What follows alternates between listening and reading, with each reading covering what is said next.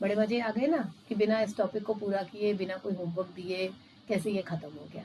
तो अभी इस पे कुछ थोड़ी सी और मेहनत बाकी है, उसके बाद आगे चलेंगे हम लोग।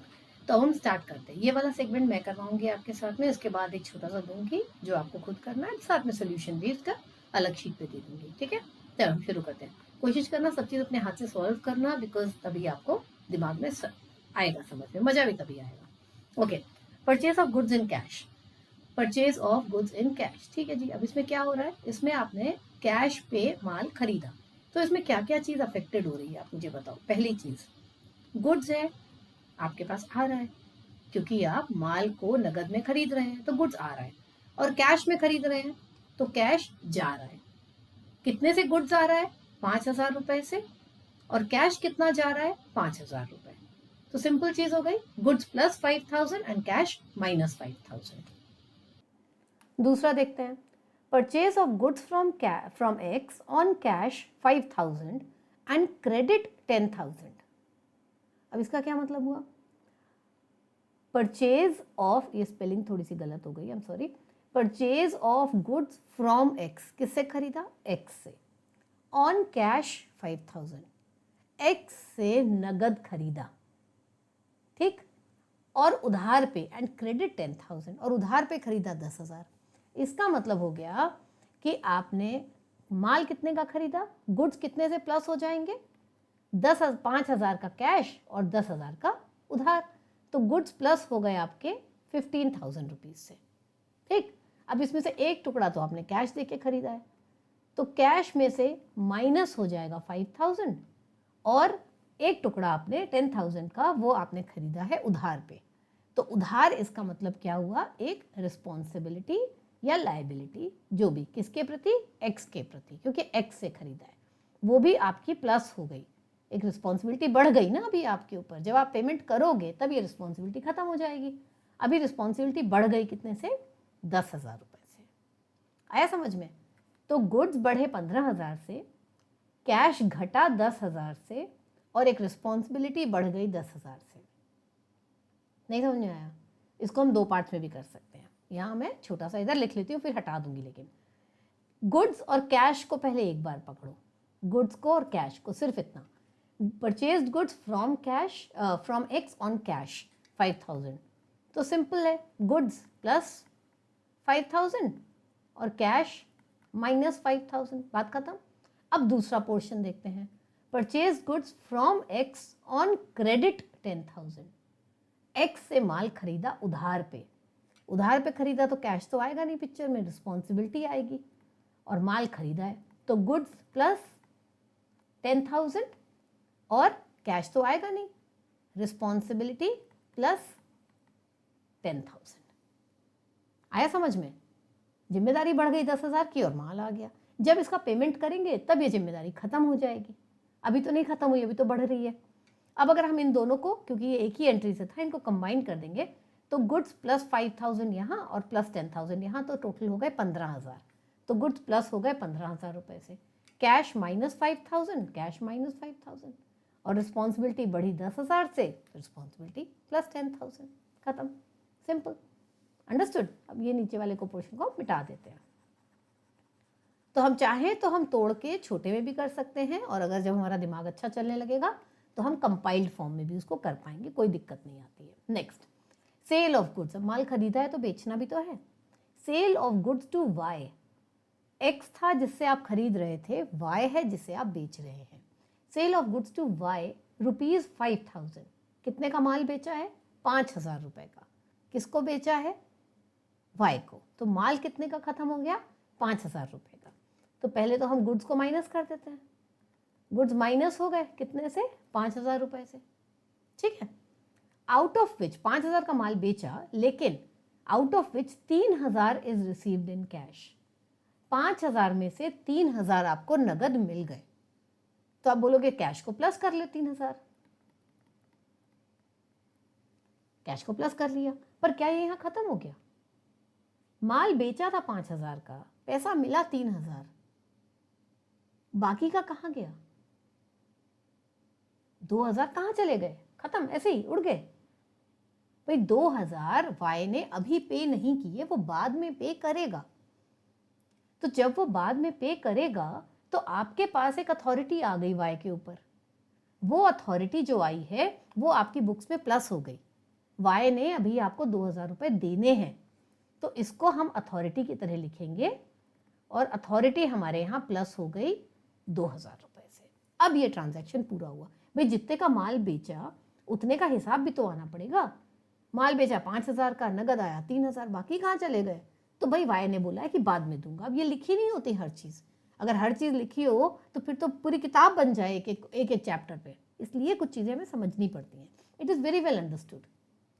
ठीक, next, Y paid the balance amount. अब वाई ने बाकी का पैसा दे दिया। वाई कौन था? वाई था ये जिसको आपने माल बेचा था। माल बेचा था 5000 का, नगद आ गया था 3000, 2000 वाई ने अभी आपको देना था। तो Y paid the balance amount, Y ने बाकी का पैसा दे दिया, तो आपको पैसा मिल गया। तो आपकी बुक्स में क्या हो गया? कैश प्लस हो गया। कितने से? 2000 रुपये से। बस इतना ही हुआ या कुछ और भी हुआ? भाई जो ये अथॉरिटी आपने पिछली बार खड़ी करी थी कि वाई कभी भी आपको मिले तो आप उसको वाई को बोलो अरे पैसे नहीं दिए भाई तुमने, अब बोल पाओगे? नहीं बोल पाओगे ना। तो उस अथॉरिटी को ख़त्म भी तो करना पड़ेगा। तो कैश जैसे ही आपके पास 2000 आया, आपकी जो अथॉरिटी थी ओवर वाई वो माइनस हो गई। कितने रुपए से? 2000 रुपये से। ठीक है ना? क्योंकि अब अगर आप वाई को ऊंची आवाज़ में बोलोगे यार पैसे नहीं दिया, बोल दे तो क्या था, तो बोलोगे हाँ यार ये बात तो सही है, तो बुक्स में क्यों दिखाई दे रहा है, लिखा क्यों है? तो बोले अथॉरिटी माइनस क्यों नहीं करी है, उसको हटाओ यहाँ से। ठीक, last, paid 9500 to X in full and final settlement. मतलब धीरे धीरे पढ़ेंगे, एक एक चीज पढ़ेंगे, समझ में आएगा। पेड 9500 टू एक्स, एक्स को 9500 दिए। अब ये एक्स कौन है? किसको दिए पैसे आपने? कौन है ये एक्स? एक्स वो है जिससे आपने ये माल खरीदा था। माल आपने एक्स से 10,000 रुपये का उधार पे खरीदा था। 5,000 तो आपने नगद दे दिया था, 10,000 की उधारी कर दी थी। जहां पर आपने अपनी बुक्स में एक रिस्पॉन्सिबिलिटी खड़ी की थी ना 10,000 रुपये की, तो 10,000 रुपये की उधारी थी आपके ऊपर जो आपने एक्स को चुकानी थी। तो क्या हुआ?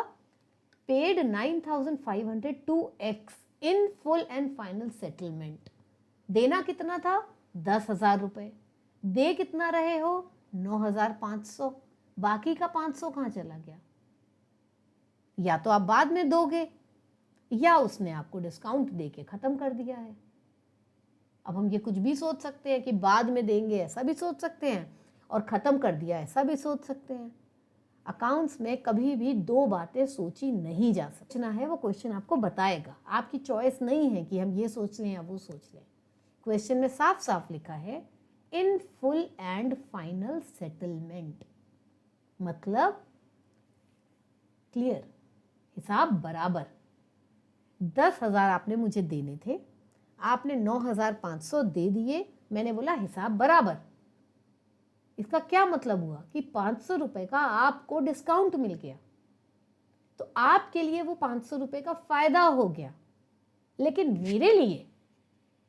मेरे लिए वो नुकसान हो गया। तो हमको अब ये देखना है कि हम पे कर रहे हैं या हम रिसीव कर रहे हैं। बेसिकली हम पे कर रहे थे तो हमें फायदा मिल गया। समझ में आया? हमने purchase of goods from x था, हमने एक्स को 10,000 देने थे। हम जब एक्स के पास 10,000 लेके गए, उसने कहा चल छोड़ यार 9,500 दे दो, काम खत्म। हम तो खुश क्योंकि हमारे 500 बच गए, राइट? उसे हम कहते हैं डिस्काउंट। तो अब इसमें क्या हुआ? कैश तो गया हमारे पास से, कितना? 9,500, ठीक है, और एक डिस्काउंट था जो हमें रिसीव हुआ। अब ये डिस्काउंट हमारे लिए जो सेशन 1 में हमने ट्रेन चलाई थी, जिसके पहले 2 डब्बे थे, एक्सपेंस यानी इटावा और रेवेन्यू यानी रामपुर। ठीक, अब ये जो डिस्काउंट मिला है आपको 500 रुपये का, ये या तो एक्सपेंस है, आपके लिए खर्चा है, या रेवेन्यू आपके लिए अर्निंग है। क्या है ये आपके लिए? हमें मिला है। हम अगर दे रहे होते तो हमारे लिए खर्चा होता, और क्योंकि हमें मिला है, हमें 10,000 देने थे, हमें 9,500 देने पड़े, 500 रुपये हमारी जेब में बच गए, जो आगे हमसे कोई नहीं मांगेगा क्योंकि उसने फुल एंड फाइनल सेटलमेंट कर दिया है।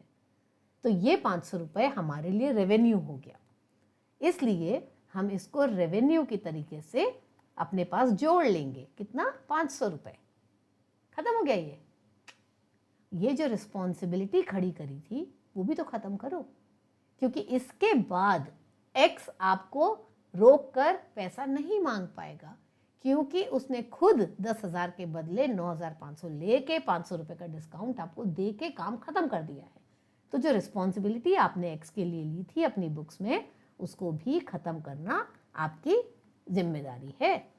तब ये अकाउंट यहाँ से क्लियर माना जाएगा, पूरे 10,000 की, 9,500 की नहीं, क्योंकि उसने खुद कहा कि 9,500 दे दो, 500 डिस्काउंट, मामला खत्म। तो रिस्पॉन्सिबिलिटी पूरी 10,000 की खत्म। अगर कभी एक्स आपको रोक कर बोले यार 500 रुपये तुमने नहीं दिए, तो तुम कहते ना भैया फुल एंड फाइनल सेटलमेंट है, आपने खुद कहा था कि 9,500 दे दो, फुल फाइनल सेटलमेंट हो गया। तो अगर वो हो गया है तो अब कौन से 500 रुपये देने बाकी हैं? बात समझ में आई? तो इस तरीके से एक एक ट्रांजैक्शन को पढ़ना, समझना, उसको क्रैक करना और फिर उसको सही तरीके से इंटरप्रेट करना बहुत इंपॉर्टेंट है। यही है अकाउंटेंसी। इतना कर लिया तो समझिए बन गए आप अकाउंटेंट। अब एक क्वेश्चन मैं आपको दे रही हूँ, फिर उसके बाद उसका आंसर भी दूंगी। आई वुड वांट कि आप उसको पॉज कर दीजिए वीडियो को, उसको सॉल्व कर लीजिए इत्मीनान से, फिर प्ले करके आंसर से आंसर का मिलान करिए, ताकि आपको चीज़ समझ में आए। नहीं तो ऐसे वीडियो देखने को तो आप कितने भी वीडियोस देख लीजिए, आपके दिमाग में घुसेगा कुछ नहीं। इसलिए आपको अपनी मेहनत ज़रूर डालनी पड़ेगी। ठीक है? अब मैं आपको एक क्वेश्चन दे रही हूँ जिसको अब आप सॉल्व करोगे। देखिए, अब ये है आपका न्यूमेरिकल, काफ़ी हद तक पुराना जो हमने सॉल्व किया उसी तर्ज पे है, कुछ नया नहीं है, थोड़ा चेंज किया भी है मैंने। तो इसको अच्छे से सॉल्व करिए और इसके बाद मैं इसका सोल्यूशन भी दे रही हूँ। यहाँ वीडियो को पॉज करिए, सॉल्व करिए, फिर आंसर अपना चेक करिए, फिर चलिए अगले सेगमेंट पे। ये नीचे क्वेश्चन आ गया, ये इसका सोल्यूशन है। ठीक है? यहाँ तक अगर आप सही हैं तो इसका मतलब आप और मैं एक ही लेवल पे हैं, हमारे बीच में कोई डिफरेंस नहीं है और हम बहुत अच्छा चल रहे हैं।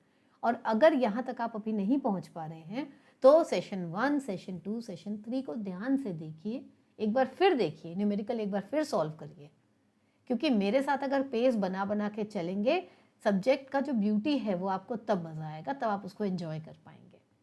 तो अभी तो हमारी शुरुआत है, अगर आपको कहीं वीक लगता है तो वापस चलिए, एक बार धीरे धीरे चलिए मगर वापस चलिए, यहाँ तक आपको सही पहुँचना है। ठीक? चलो अब ये सेशन यहाँ ख़त्म। इसके बाद हम अगले वाले में अकाउंटिंग इक्वेशन को आगे लेके जाएंगे।